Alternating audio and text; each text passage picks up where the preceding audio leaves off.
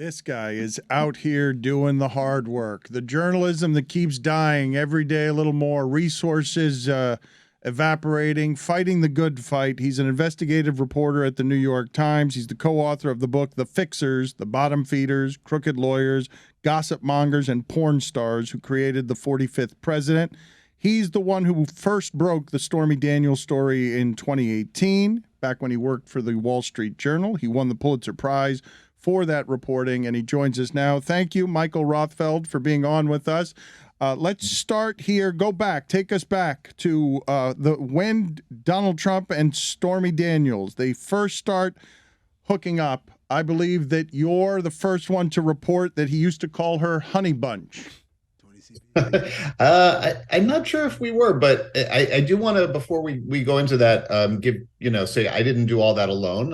We did it with a number of Wall Street Journal colleagues. Joe Palazzolo and I had written the book together, and we broke the Stormy Daniels story together. So I don't want to take all the credit, but I appreciate it. Michael, they're not on with us. I'm giving you all the credit to establish your credentials as a foremost authority on this. I don't care about your friends. All right.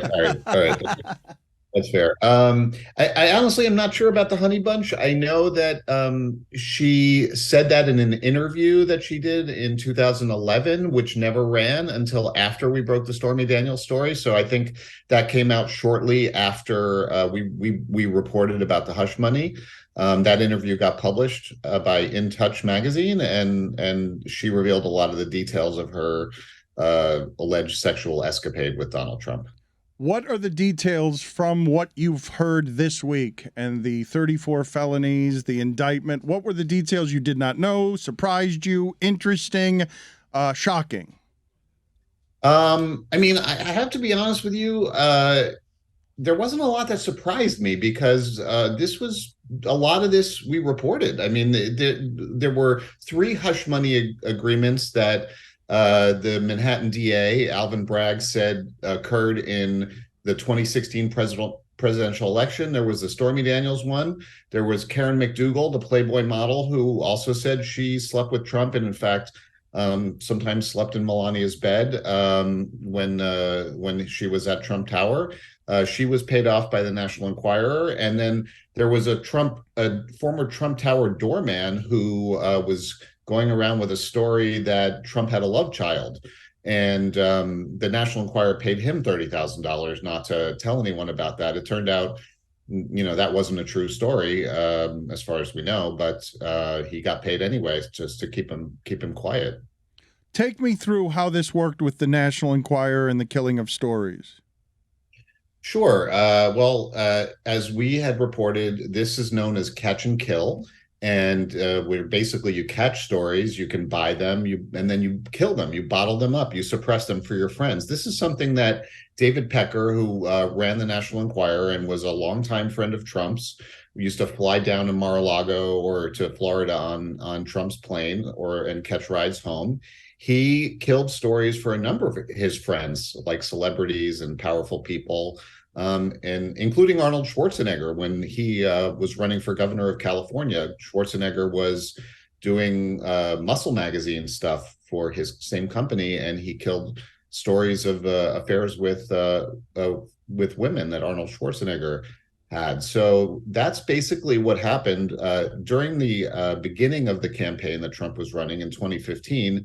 Trump, Pecker, and Michael Cohen had a meeting, and at this meeting in Trump Tower, they sit around and they basically hatch this plan for how they're going to prevent all of these negative stories about Trump from coming out during the campaign, and that's exactly what they did. So the Enquirer paid, Dino, the doorman, and Karen McDougal, the Playboy model, $150,000. How much money, can you even take a guess, how much was being spent to basically cover up not just malfeasance, but cover up what would be news? We know of, I can only say the ones we know about, which is 130 for Stormy, 150 for Karen, that's 280, and then 30 for Dino. So that's $310,000. No other ones have come out, and a number of people have investigated this. But it's possible there were other ones out there. Did I hear you correctly, though? The doorman and the love child, that's new, but you're telling me they paid for a story that's false, that the doorman, it sounds like, was just extorting Donald Trump, and they rewarded the extortionist? Well, I don't know what his motives were. I mean, I think he just wanted to get paid. He didn't go to them saying like he would have been happy if the Inquirer ran the story. Because they pay for actual stories. So as far as I know, the doorman didn't really care if the Inquirer suppressed the story or ran the story. He just wanted the money, you know. So, but it is a good question, Dan, because I mean, this does sort of stand right on the line of potential extortion when, you know, it's the same thing when you have sex tapes with celebrities and, you know, some B-list or D-list actress or actor who has a sex tape of somebody much more famous than them. And then they go to this person and they say, hey, you know, do you want to have a settlement and buy the sex tape from me? You know, and I'll sell it to you.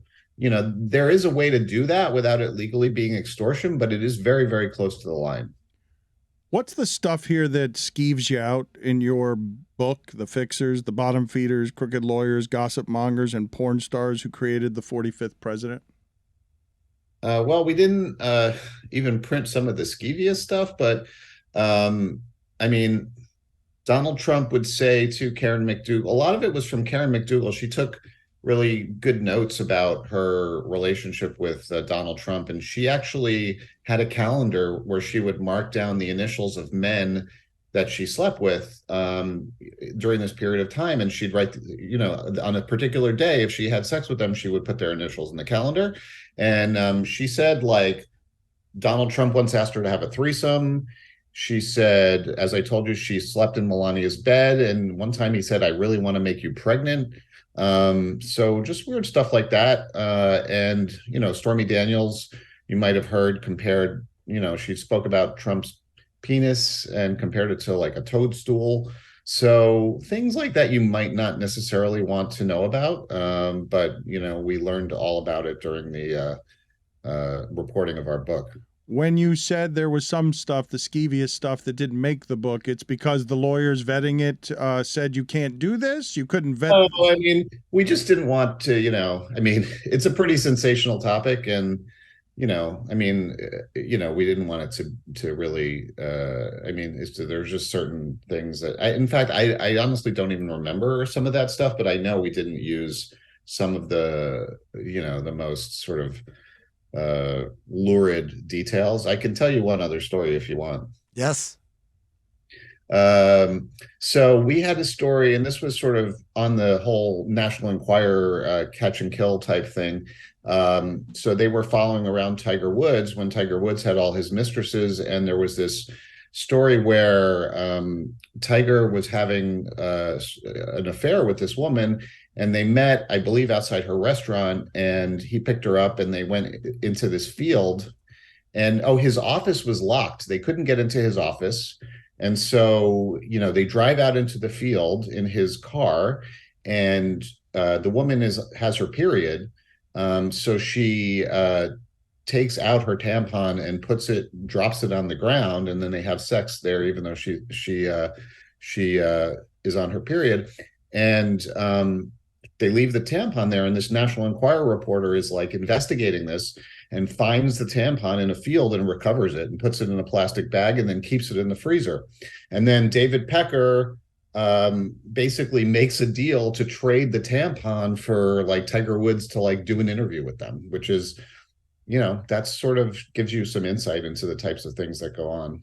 I see Chris Cody's face back there. All he heard there was Pecker, and he's just thinking of things or ways to make some sort of comment on Pecker. We're not going to do that. We're not going to do any more of the lurid details, but I just want to be clear. Oh, you weren't thinking Pecker means, come on, huh? What's it mean, Chris? A penalty box. No, penalty box. No. Stay right there and just sit in it. Sit in it. Yeah. Just sit in it. That's the worst. This is a Pulitzer Prize winner right here. Sit in what exactly? Just sit in it. The thing that you just did there, you made it immature while we're talking to an accomplished journalist, a man who wins prizes. He said Pecker. He's not the first one to, comment on David and therein lies the problem, Michael. He's not the first one. He's terribly unoriginal. But Michael, I do have a question in terms of the cover-up, that this extensive cover-up that happened. How sophisticated or not would you rate this operation? I mean, it was pretty ham-handed, to be honest with you. The whole thing was pretty funny. I can tell you that after Karen McDougal got paid off, I don't know if you ever seen Michael Cohen on television. I mean, he's a very colorful guy. I saw him yesterday, and he looked like he'd been beaten up by his life. Like, he looked so bad. He looked like a hollowed out man with no soul. All right. Well, I mean, he that may be so. I haven't seen him in a while, but I mean, he was once he once was recorded by a reporter, just reaming him out and saying he's gonna do the most disgusting things to him that you could ever imagine. And that became public, and he made some pretty ludicrous comments when he was working for Donald Trump, but he basically was working with the National Enquirer to pay off Karen McDougal, and then he tries to make this deal to pay back the Enquirer to actually buy Karen McDougal's story of an affair from the Enquirer for Trump, that he could own the rights to Karen McDougal's story. And he goes into Trump's office and secretly records Trump talking about this on his cell phone. And then he has this recording of Trump saying, "What do we got to pay for this? $150? Are we going to pay in cash?" And then that actually never happens. And then he pays off Stormy Daniels, but can't figure out how to get the money, and is trying to figure out all these ways to do it secretly, and then ends up borrowing the money off of his home equity line, like he's doing a home improvement project, and he pays her that way. And then, he also did some years earlier, he tried to rig these online polls. Trump was obsessed with being popular, and it was there was a poll that CNBC had for the top 200 businessmen, and Trump wanted to win that poll. So Cohen met this guy at Jerry Falwell's university and hired the guy to try to rig the poll for Trump. Then he also asked the guy to create he actually did this. They created a Twitter profile for women who love Michael Cohen. And it was a fake Twitter profile purportedly for all these women who love Cohen. I mean, a lot of crazy. I mean, it gets a lot crazier than that even. Go on. Well, go on. I'm trying to think now what the crazier things are. Well, the reason, I'll give you some time to think about it, just because I think that one of the things that's happening here that's fascinating is you seem to be indicating that because the details are just so disgusting and lurid, not because you need it vetted by lawyers, not because the stories aren't even true, not because you're worried about legally, litigation, you were just trying to not be that gross. That you fake news media guy was trying not to be so disgusting as to go realms beyond the the National Enquirer person stealing a tampon from a field and throwing it in the freezer. Yeah, I mean, we have some standards, Dan. So that's kind of unbelievable, because I would imagine that most people would think that the New York Times would just print anything that would get people disgusted. All the news that's fit to print, Dano. But at the time when we started this, I was working at the Wall Street Journal, which is even more, of a family newspaper, but the New York Times as well. I mean, a lot of the stuff that I was just telling you about went into our book, but it would have never gone into the pages of a respected newspaper like the one I work for. I gave you time to think. You want to go on with the crazy? You got more crazy for us? I could tell you, Cohen once tried to take a gun into he was trying to help Mitt Romney run for president, and he went in with a gun strapped to his ankle, and he ended up getting, I believe he got stopped by Secret Service, and he had to go put the gun in the car. That's something that happened.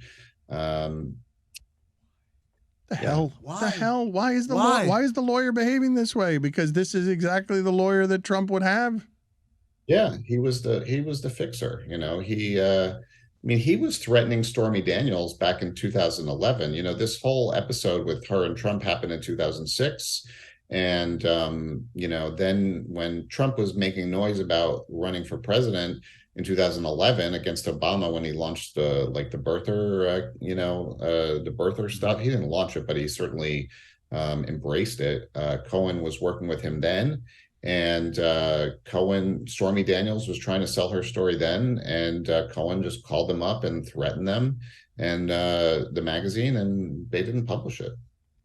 Michael, thank you for being on with us. We appreciate the reporting and the insight. Did your friends also win the Pulitzer, or were you the only one who actually won the Pulitzer? Wall Street Journal won the Pulitzer as an organization, and there was 5 of us who were mainly on the team. Joe and I were both breaking the Karen McDougal and the Stormy Daniels story. And then what is he pointing to? I'm pointing. Billy and Mike both have questions. You weren't supposed to notice that. They both wanted to ask you questions at the same time. Yeah, I wasn't sure if you were, time's up. Okay, what are the questions? So, Michael, can you settle a long debate that we've had here for a couple months? Are there off years for Pulitzers? Oh, No. And good rebuttal, too, Billy. I mean, I saw a story about corn one year, Billy, which I was like, Billy, go to hell. Whoa. Go straight to hell.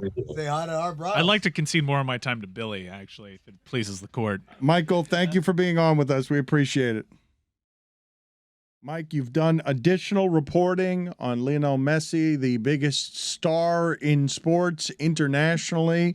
As soon as you said yesterday, you are informed, you're an insider, you're talking to a great many of the participants here. As soon as you said Saudi Arabia's out yesterday, the report started everywhere. Saudi Arabia's back in play for Messi. Right. Well, I'm not going to say that they're not back in play. So thank you for doing that, by the way, because you positioned it in an interesting way. Because people are beating you up, and right, I think you're super informed on this subject, and I can understand how in the public it would get leaked with a variety of different agendas, and of course the Saudis would be used to increase money. Is it possible that Saudis were listening to the show yesterday and they found out from Mike they were out, so then they upped the offer? So I think what Mike is saying is he's getting beaten up enough. He doesn't need it from you. No. Well, I do find it interesting that people get in my mentions when these reports come out there, when, if anything, it kind of stamps what I was telling you 2 months ago. Fabrizio is a great reporter, really plugged in with agents. I said that Saudi was meeting with him 2 months ago, right? And I said that he wasn't going to PSG. Fabrizio reported PSG was 90% done. Now, no public capitulation, and it's all about Barca. So yesterday was interesting for me as someone that's been ahead of all of this, to see people come around and start saying things that I told you 2 months ago. So I don't think it's actually reason to make fun or have a go. If anything, it kind of endorses what I've been telling you. Well, people are rooting for you to be wrong. I understand that, and I've been telling you that this stuff with Messi is a zero-sum game. Ultimately, I will only get to be right if he goes to Inter Miami, and that's the way that the narrative has gone, when I've never once said that's what's going to happen. I have been telling you better than anyone in the world what's been going on with this one. It's fact. You want to hold up the other reports out there to tell me I'm wrong? I told you. I have the tape. What they were offering, 100 million euro more than Cristiano Ronaldo. Now you see the numbers that are being thrown out there. So I don't really know if there have been new communications with Saudi Arabia. I know that when they reached out 2 months ago, when PSG was on the eve of playing a friendly in Saudi Arabia, they were throwing out those kind of numbers, and Lionel didn't really have a lot of interest in that. What I can tell you is the business dealings, as I told you yesterday, between Inter Miami and Lionel Messi are done. The camp knows exactly what that is, and they know what the offer is from Inter Miami. I have also said that this is not, I've alluded to the deal as it stands right now isn't available to him next year. After talking with some sources over at Inter Miami, let me provide a little bit more clarity as to what that means. It doesn't mean that Lionel Messi can't stay in Europe for one more year and not come to Inter Miami because the deal won't be there for him. What changes is the economics of the deal, because the valuation of Inter Miami, and there is an equity in this club right now, which is getting reported as an exclusive by Miguel Delaney, congratulations on your independent sources. Told you this months ago. You've been a newsbreaker here. Right. So, You don't sound defensive. well, I am defensive. I am defensive. pressurized. I'm defending my reputation this here game because I've been stinks. right. Best in the world. This Yes. game stinks though. Entering the pressurized arena where you have to be right and people don't care about the nuance. Billy, Right. why are you rolling your eyes? Right, What's can I happening? just I'm finish sitting here? Can I just finish this point before we You're take the just piss? sitting there, I but was looking down. You your can't even eyes- see my I eyes. saw your eyes. I was You're looking trying back. to pit people against You each were, other, you Dan. are, because I was looking back at Billy. You reached out to this Fabrizio guy to kind of agitate Mike, I think. I'm just Yeah. sitting here. Mike, was I rolling my eyes? No, I was looking at you though because it was usually around the time that you take the piss. No, I'm just sitting here. So Eyes in the back of your head. let me provide clarity as to what I was doing because I was interrupted at a really terrible time. So the numbers change if Lionel takes the deal from Inter Miami next year, just because the valuation of Inter Miami will change over the summer because they're getting a stadium site. So the second that the shovels go in the ground, the valuation on the franchise goes up. If his equity stake doesn't happen before then he's getting an equity stake that's a similar percentage, but at a different valuation. So the value goes down on what he could have made. So that's what's happening with Inter Miami. Now, it's also been reported that Barcelona is interested. I can also tell you that Barcelona has not made a formal offer because Barcelona is dealing with a huge pain in the ass of their own creation called financial fair play.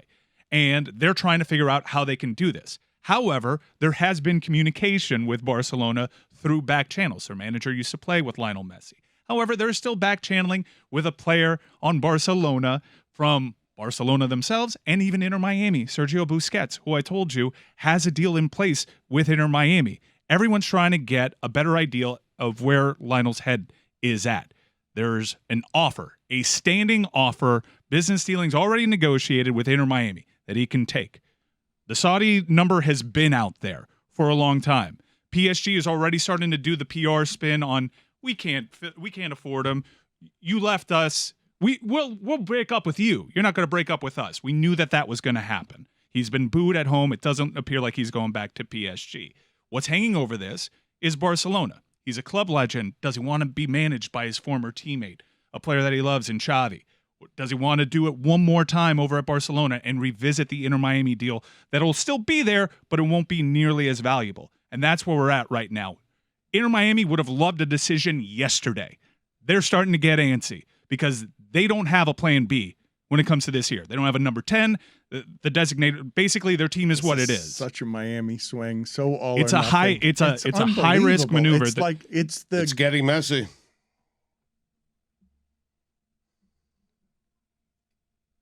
It is. Really? It's getting messy, but where it's about getting messy. But who's getting messy? Right. And they can't force Lionel to make a decision. There will be a decision coming, but Inter Miami are starting to feel the pressure because they would like to know what's going to go on here to see if they have any other moves. But they don't have any of the leverage. He's got all the leverage. Leverage it's a in the great time. world. It is such a good time to be Messi. It is. And Messi's I father. put him on a deadline. All right. No, there's no deadline with No, Inter whatever. Miami. COB. Yeah, COB. No, you gotta play this the way that No, Inter Miami no. have played. Just no. No, you don't do that. You tell him that COB. Yep. And then he's like, all right, no. And then you're like, okay, well, this move is on. it. This is the Who's one. available? This This is the far 1 down. year. So This we can offer's find- not here next year. What's This is Schweinsteiger it. up to? Messi's going to say, COB, close of business. If I don't come, you might have to close your business. 3 words, Dano. Mike Ryan exclusive. That's a 3.4.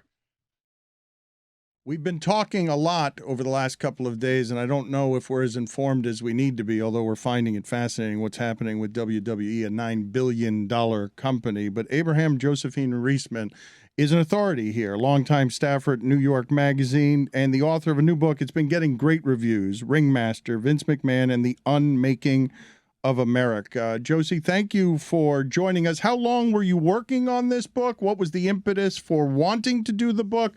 What is your fascination with this character who seems to get away with everything?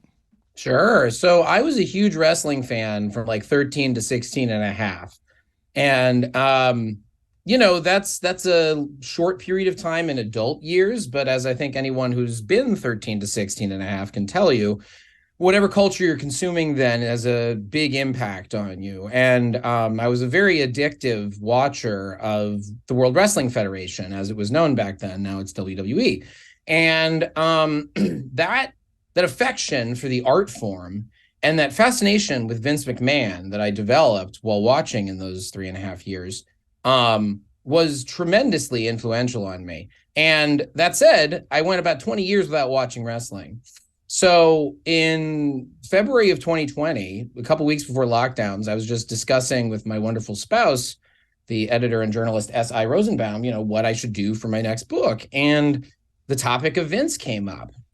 She was a reporter in local news on wrestling, and I, had that childhood interest. So it just seemed like a natural fit because no one had really done a serious biography with works cited of Vince McMahon. And yet he's one of the most interesting on his own and influential in general figures in American public life. I mean, there's the Trump connection, but also just, y'all were around at the turn of the millennium. You couldn't escape wrestling. And that was true in the mid 80s as well. I just remember the turn of the millennium because that's when I was paying attention. But I could go on and on about what's interesting about Vince McMahon. I will. We'll get to that in a second. But just to establish your credentials so people don't think that Ringmaster Vince McMahon and the Unmaking of America is just another book, explain to the people what goes into this kind of book, how many people you talked to, how long you were working on it so that they can understand what kind of... Fabulous. Yeah, I worked on this for, soup to nuts. It was about 2.5 years until we finalized the text.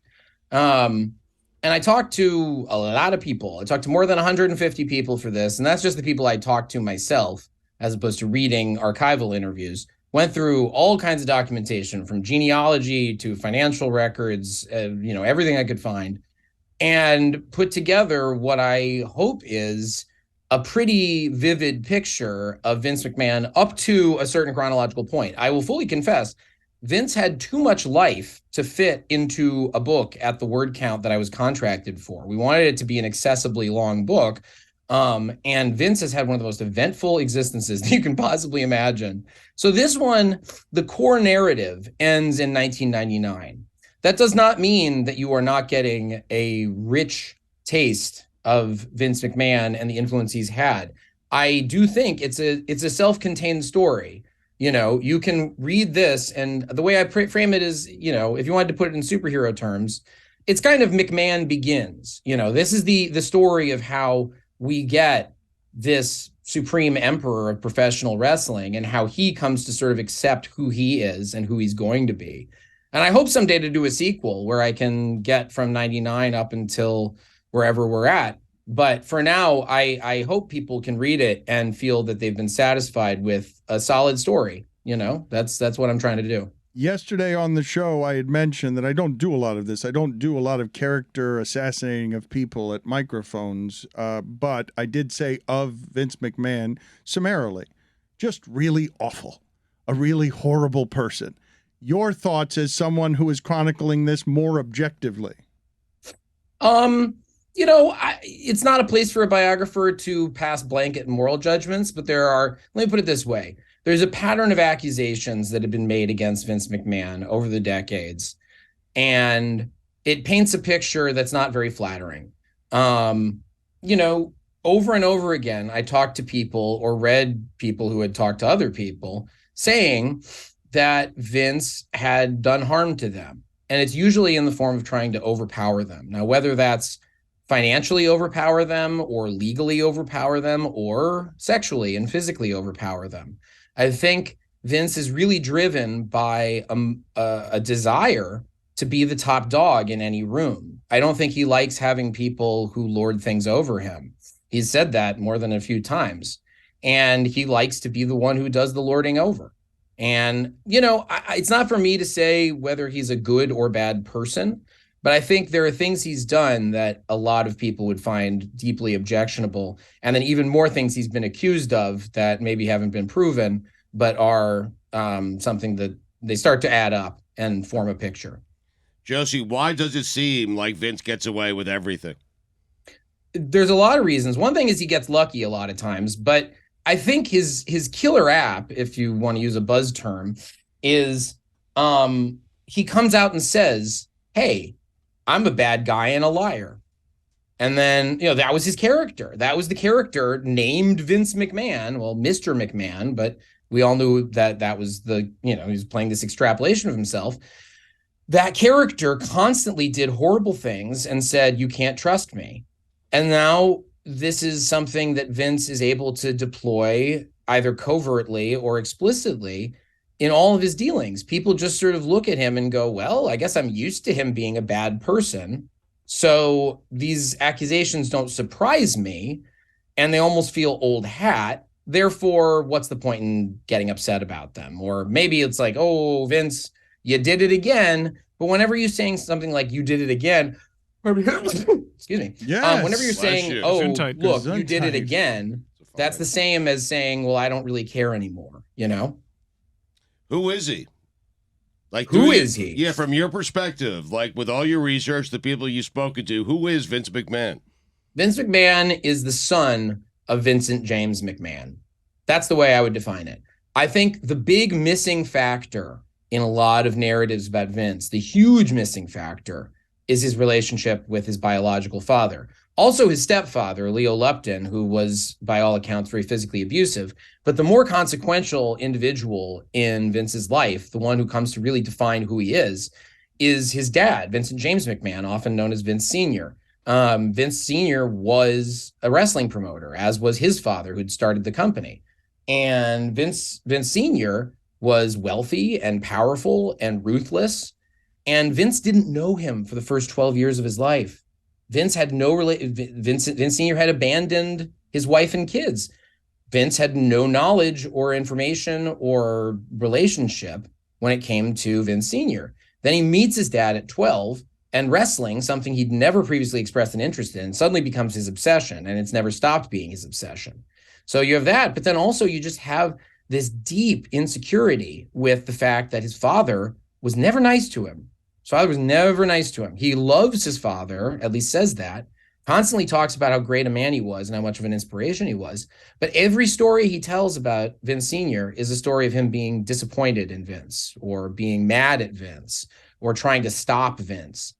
And I think it was a very difficult relationship. And also, without getting into too much, deep psychoanalysis, I think the Mr. McMahon character, the evil businessman wrestling promoter character, I think that's much more rooted in Vince Sr. than in Vince. I think Vince was playing his father, whether he knew it or not, when he was playing that character. And what do you make of the conflict that you just mentioned, which is he always speaks lovingly about a man who seemed to be not great to him? Not great to him. Hard for me to say. I didn't get to talk to Vince, but if I were to venture a guess based on just my knowledge of human nature, such as it is, I think Vince wanted so badly for his father to love him that the closest thing he could get to that was loving his father.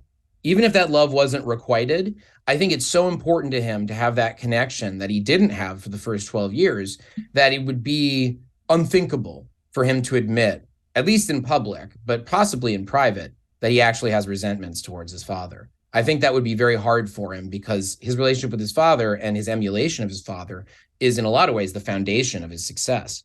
What are the stories in your book reported that Vince McMahon would like the least? Well, based on things that he has, if we're judging by things that he's tried to resist talking about in the past, I would say probably the top things he would be, not happy to see in this book would be the sexual misconduct allegations against him. I think even though in some ways he uses them because he, has been a public bad guy and has profited on that, that's the intent, is to present himself as a bad dude. I think some of the sexual misconduct allegations perversely sort of help bolster that image, but he doesn't like talking about them. Rita Chatterton, the first female referee in the WWF who hadn't spoken to the press in 30 years and who I spoke to for this book, she accuses Vince of raping her in 1986, and Vince sued her over that accusation back when she made it in the 90s. And, There's that, but in a slightly, I don't want to say lighter note, but in a slightly less troubling note, I think one thing Vince would not like is that I talk about how he was kind of a nice kid when he was growing up. Vince has tried to express that he was a juvenile delinquent, that he was constantly getting into fights, that he was a real scrapper. In the world of wrestling, you'd call that being a shooter, someone who really knows how to fight, not just pretend fight. He wants you to believe that he was a shooter when he was a kid, getting into fights with Marines, getting court-martialed at military school. I found no evidence of any of that. None of it. Everyone I spoke to, and I drove down to North Carolina, I spoke to his high school roommates, I talked to a lot of people. Everyone said Vince was a pretty nice, or they call him Vinny. He was Vinny back then. Vinny was a nice kid. We liked Vinny. Vinny was like a decent student. He was nice to be around, nothing too exceptional, but a showman. And I think that's the important thing, is that he is a showman, and the show he tells about his youth is not accurate. I think he's really resisted being identified as like a kind of nice kid growing up who had a real transformation. And not to get too much into it, but I think that transformation had a lot to do with meeting and getting to work for his father. What you're describing, though, is as if Vince McMahon came to be the character he was portraying, that he couldn't tell the difference between the two. I think when you enter the world of what wrestling refers to as kayfabe, the sort of mix of fact and fiction that you have to commit to in order to succeed in that arena, once you enter the world of kayfabe, it's very hard to remember exactly what you were before you went in. You create a character that's based on you or riffs on you, or sometimes is even the direct opposite of you, but is in relationship to you. And then all of a sudden, you start sounding and acting like that character, even off screen, out of the ring. And it can be very easy to just lose track of who you are.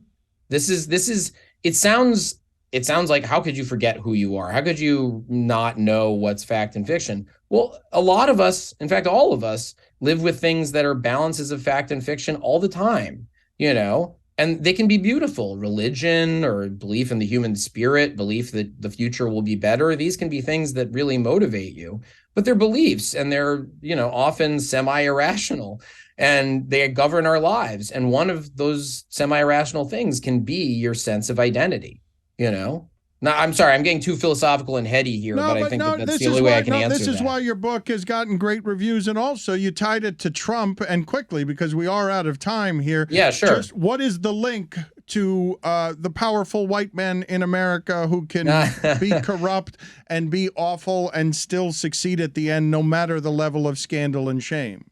Trump and Vince are very close friends, and have been since at least the 80s. I mean, I think probably not before the 80s, but in the 80s, they became close. And I think Trump has learned a lot from Vince. Trump has been watching McMahon family wrestling since he was a child in the 50s. He was watching the wrestling that Vince's dad and grandfather was putting together on TV. And he is a devoted fan of professional wrestling, more so than any, legitimate sport. Trump really gets pro wrestling and has done performing for Vince, and I think learned how to work a rally crowd in a lot of ways from working a wrestling crowd. So Vince has had a lot of influence on the way the country has gone, even if it's slightly indirect, by being such an influence on Trump, on Trump's demeanor and Trump's philosophy of how to get through life. And Trump's not alone. Like I said, a lot of people, especially my millennial generation, were watching Vince's programming at very influential times in our lives when we were young and impressionable. And we carry the legacy of what we learned from those shows. And you can learn really beautiful lessons about transgression and transcendence, or you can end up learning some rough stuff. So I don't know. I hope people pick up the book. I'm a little more articulate there. What'd you make of the pencil mustache? What do I make of the pencil mustache? Yeah. Somebody said, this is not me saying it, but that he just did it so that he wouldn't be identified as the guy on the cover of my book. But I don't know about that. Ringmaster, Vince McMahon, and the Unmaking of America. Josie, excellent work. Thank you. Thank you so much. Thank you, Josie.